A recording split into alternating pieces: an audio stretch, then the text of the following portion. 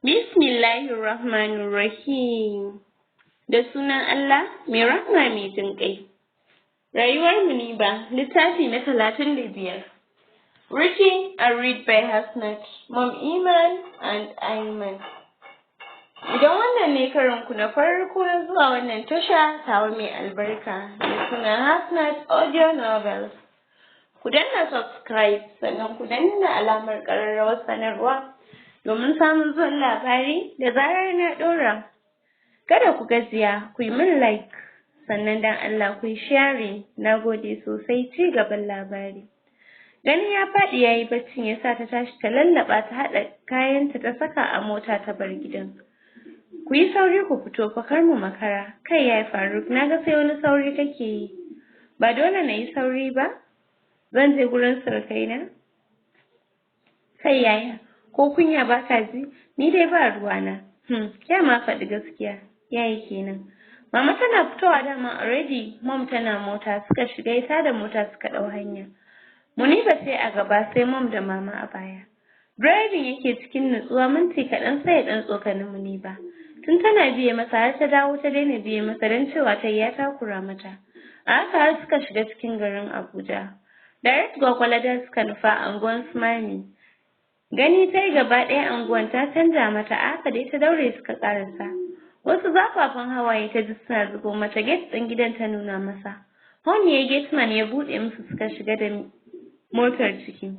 Ƙarasawa wajen su yayi tare da gaishe su sannan ya tambaye su wa suke nema ne. Ya ga baƙin fuska. Mommy ce ta ce baƙi ne daga Kano. Na ga kamar baka gane ni ba. Fatima ce Malam Ilu. Inna lillahi wa inna ilaihi raji'un. Hajiya Fatima, dama baki mutu ba? Allah mai iko. Suna ciki ne? Suna nan. Ƙarasawa suka yi suka danna doorbell. Hajiya ce ta ce bismillah. Suna tura ƙofar suka shiga. Tare da ita suka yi a zaune akan kujera da carbi a hannunta tana da falon tsit sai ƙaran AC da volume da aka rage. Ana ganin sunna TV. Mom ce ta je ta rungume ta tare da fashewa da kuka. Fatima, ya isa yata. Dama kina raye? Dama baki mutu ba? Hajiya ta ban mutu ba, haukacewa ne kuma yanzu alhamdulillah na samu lafiya sosai.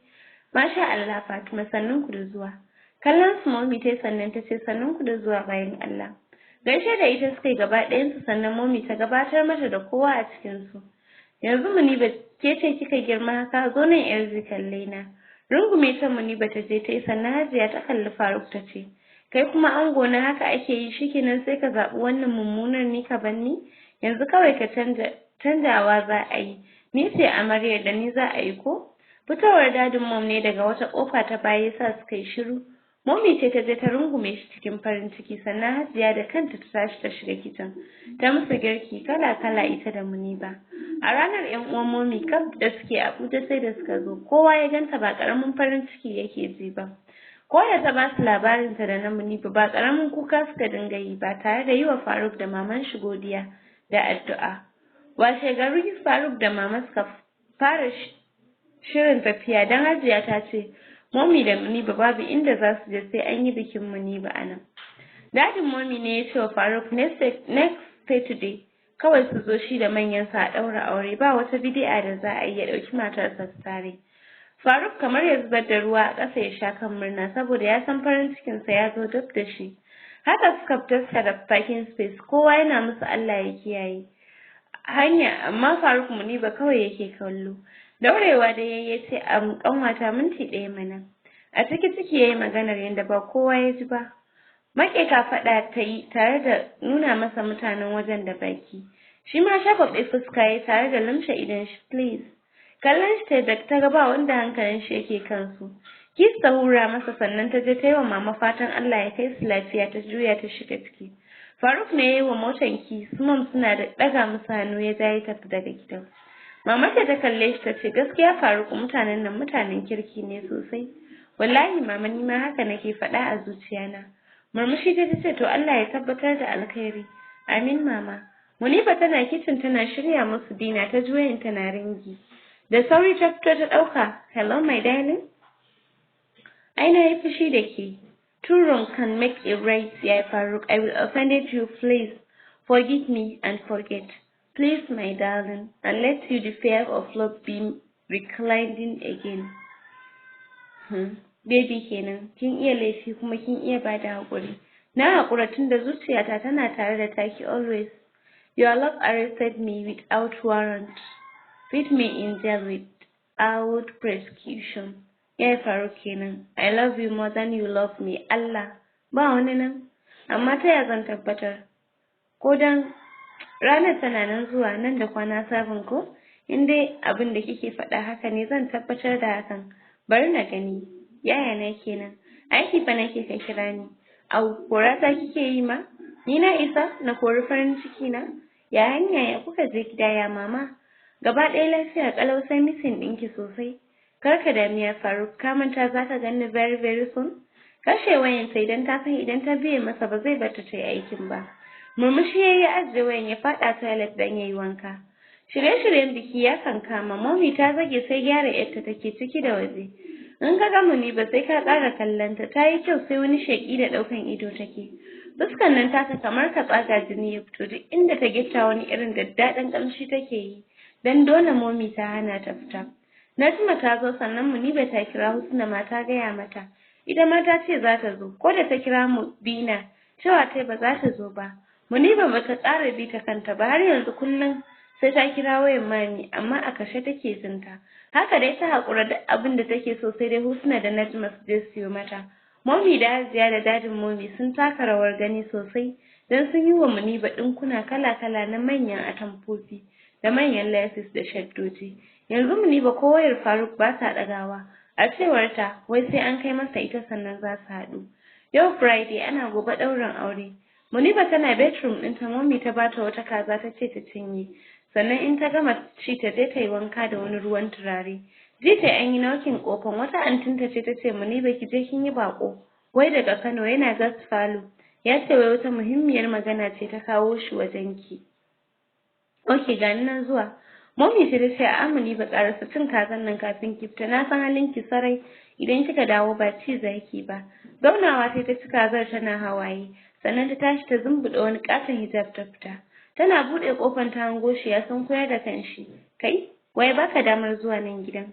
Please Muniba, dan Allah ki tausaya ki saurare ni ki tausaya mu. Wallahi Muniba idan kika auri wani mutuwa zan yi.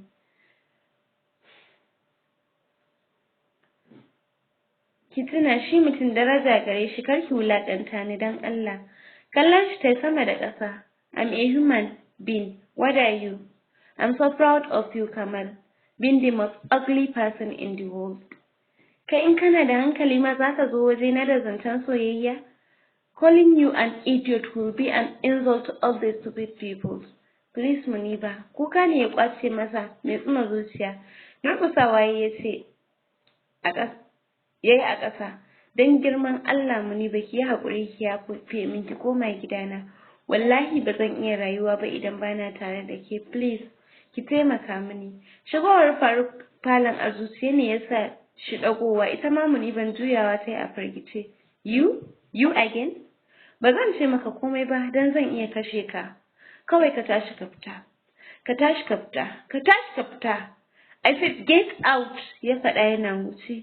Muniba kina gani zai kore ni? Muniba kina gani? Wace irin kiyayya kike mini? Irin wanda kake mini irin ta nake maka. Oya get out. Fita ya idan shi yana zubar da hawaye. Fashewa ta da wani irin kuka mai tsuma zuciya. Oh, shi ne kika fara kuka saboda kina son shi ko? I already told you I don't love him.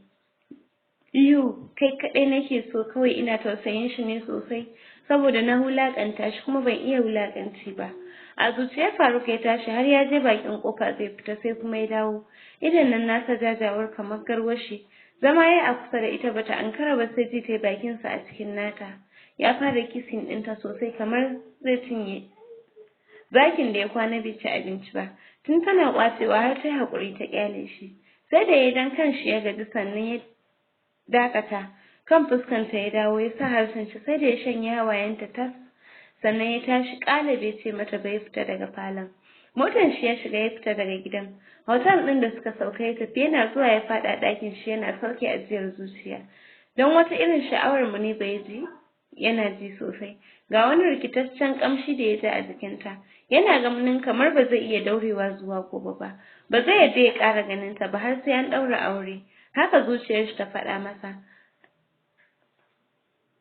Wani daga cikin friends ɗinsa ne ya shigo ɗakin. Ya dai abokina, na ji ka shiru, ina ka shiga ne? Na ɗan je wata anguwa ne. Muniba sai da ta sha kukanta ta ƙoshi a nan bacci ya ɗauke ta akan tire-sita. Kamal a zuciya yake driving yana kuka kamar zai tashi sama. Wata ƙatuwar mota ce ta taho tana masa horn bai ji ba. A haka ta yi ciki da shi. A take a wajen motar shi ta kama da wuta. Inna lillahi wa inna ilaihi raji'un ake ambata. Nan mutanen da suke wucewa suka tsaya, suka yi fakin, motar ta ƙone ƙurmus. Police aka kirawo suka zo wajen, da ƙyar aka gano number motar. Da ita suka yi investigation su gano waye, da ita za su investigation su gano waye a ciki.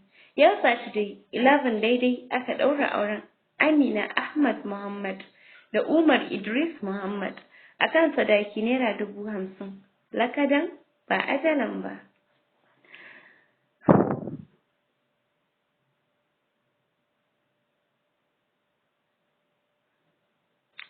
Zaka ga murna wajen Faruk kamar ya zubar da ruwa a ƙasa ya sha saboda farin ciki.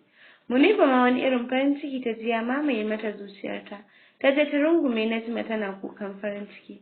Anti Nafisa ce ta kira ta wata ƙanwar mami. Please yata ki shiga toilet na haɗa miki ruwa ki wanka da shi. Akwai wani kuma a buta ki tsarki da shi. To anti. Tashi ce ta shiga ta yi wankanta. Ta fito sai ƙamshi take zubawa. Wata haɗaɗɗiyar lufaya aka naɗa mata tare da turarruka masu ƙamshi. Ana idar da sallah azahar aka fara haramar tafiya kai amarya. Sai a lokacin aka ga ana shigo da akwatunan lefe kala-kala. Akwatuna 12 tsadaddun kaya ne a ciki, kowace na gani na faɗa ga wasu haɗaɗɗun sarƙuna na gold a cikin wata kit. Kai faɗar haɗuwar lefen Muniba ma ɓata baki ne don ta sha kaya ba ƙarya. Muniba na kuka, Momi tana kuka, haka aka sa ta a mota da 'yan sauran ɗaukan amarya da 'yan kata suka shiga suka ɗau hanya. Mubina tana tsakiya da kallon news daga an sako lambar motan Kamal, ko da wanda ya san shi ana neman 'yan uwansa. Gabanta ne ta ji ya faɗi, ba shiri ta tashi ta zura zumbulelen hijab ta yi wa motan ta ki ta ɗau hanyar gidan Momi. Tana zuwa a firgice ta shiga, ganin Mom tana kuka ga Husna da ta durƙushe. Dawowanta kenan suna kuka yasa ta tabbatar da abin da take zargi. Ita ma kukan ta fara kamar ranta zai fita, tana dukan cikinta. A take a lokacin Lebo ya kama ta. Ba shiri Mom da Husna suka cicciɓe ta da ƙyar suka sa ta a mota suka tafi hospital. Ba su daɗe da zuwa ba ta haifi 'yarta Santaleliya, amma ba ta fi 1 hour ba da haihuwa ba yarinyar ta koma. Mubina wani irin kuka ta ƙara fashewa da shi tana ihu. Nurses ne suka rirriƙe ta saboda tana neman ta farke ɗinkin da aka mata. Bayan an kai amarya sun kai ta, Faruk bayan da bai yi da su akan su tsaya su kwana. Za ta fi gobe ba, amma suka ce a'a. Mama ma ta ce sun ƙi su ce lallai sai yau za su koma. Haka suka ɗunguma suka koma Abuja a ranar. Tana zaune ita kaɗai ta kifa kanta akan cinyarta tana tunanin rayuwarta. Wai yau ita ce a gidan masoyinta Faruk. Buɗe ƙofan aka yi a hankali sai kuma wani ni'imtaccen ƙamshin turare da ya daki hancinta. Ƙarasowa ya a hankali ya zo dab da ita ya zauna. Amincin Allah ya tabbata a gare ki amaryata, matata, uwar 'ya'yana. Farin ciki na ta har abada. Kai ma haka ya Faruk. Ni fa ba na son wannan sunan. A canja min gaskiya. To, masu sauraro na. Zan dakata a nan. A littafi na gaba idan Allah ya yarda zan ɗora muku daga inda na tsaya. Ta faru kullum, Hasnat, Maman Iman da